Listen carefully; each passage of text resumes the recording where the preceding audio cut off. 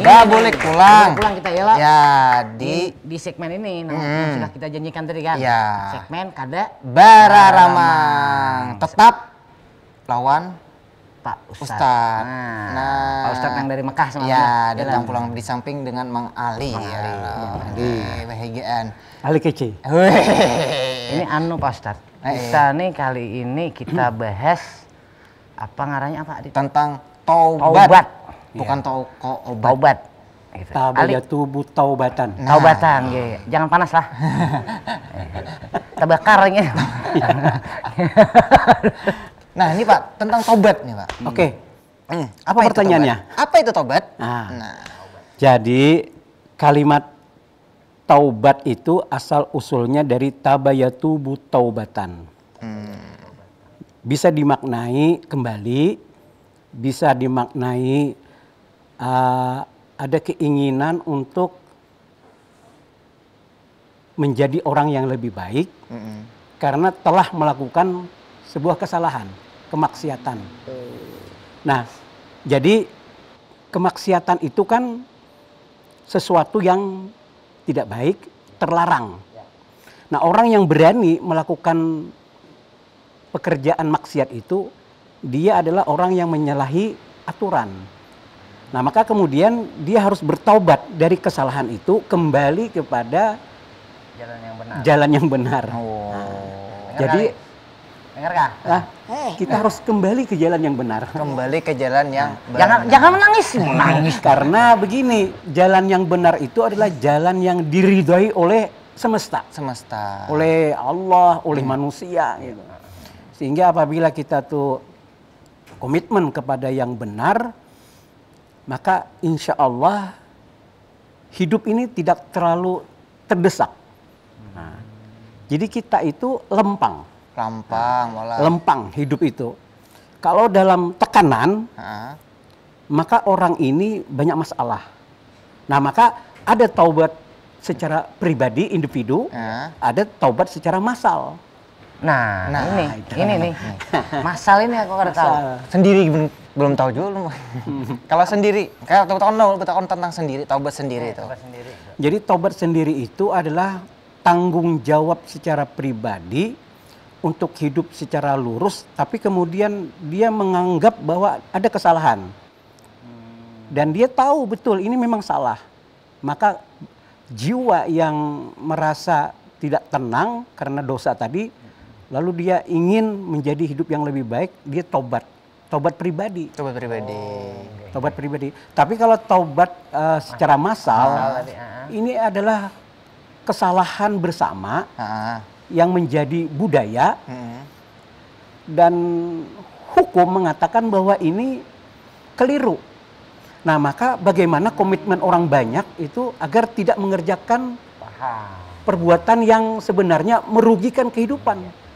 Pas lawan Ali Bari rancak mancuntan mangga bah sama kawan-kawan kan. Iya kali. Rancak manggiring itu kuang. Menggiringi itik orang. Tapi adalah waktu kita masih bahari itulah Alilah.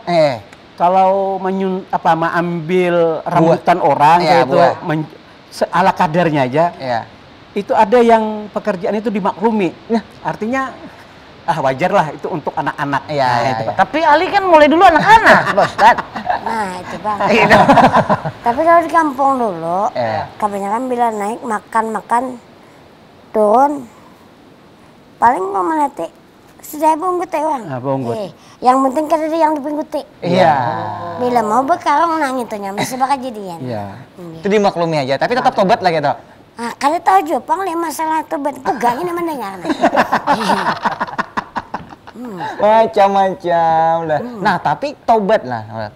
Jadi kadang ada nang sasambatan tuh tobat yang-iyang. Yang-iyang. Nah, tobat yang-iyang, kayak puasa yang-iyang. Nah, itu kan sesungguhnya aja orang. Nah, kayak Pak, ada nasuha gitu model. Ya, itu.